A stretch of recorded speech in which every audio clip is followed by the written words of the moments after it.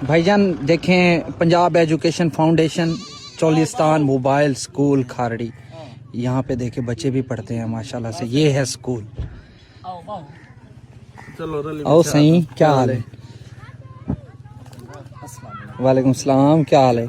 AC में पढ़ने वाले बच्चे और बड़े बड़े महलों में बंगलों में पढ़ने वाले बच्चे, ज़रा ये चेक करें, ये भी स्कूल है। ये देखें, यहाँ पे बच्चे बैठकर पढ़ते हैं।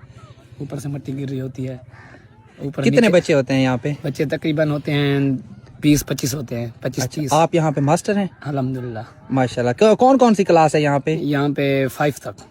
और बच्चे ये खुश होके पढ़ते हैं ना यहाँ पे? खुश होकर पढ़ते हैं। ऊपर से कुरान पढ़ रहे होते हैं, नीचे बैठकर। ऊपर से मिट्टी गिर रही होती है, ना कोई कमरा है, ना कोई रिहायश, ना कोई इमारत है इधर। बस देख लें आप, यहाँ पे बच्चे बैठे होते हैं बेचारे। ये वाइट बोर्ड है, ये आप देख सकते हैं, ये छोटा सा वाइट बोर्ड है। और ये उस्ताद साहब की कुर्सी चेक करें यार, देखें माशाल्लाह से सरवाइव कर रहे हैं। ये फटे हैं, यहाँ पे बैठकर बच्चे कुरान पाक पढ़ते हैं बच्चे। और ये देखें माशाल्लाह से, फिर भी बच्चे यहाँ के खुश हैं। और जो बच्चे एसी वाले कमरों में बैठकर पढ़ते हैं और फिर भी कहते हैं कि यार उनको सिर्फ पंखा चल रहा हो ना, वो कहते हैं कि हमें गर्मी लग रही है। और ये बच्चे भी तो है ना यार, देखें नीचे बैठकर पढ़ते, धूप में बैठकर पढ़ते हैं। अभी तो खैर सर्दी है, लेकिन गर्मी में भी तो पढ़ते हैं ना। हाँ, बहुत गर्मी में शिद्दत।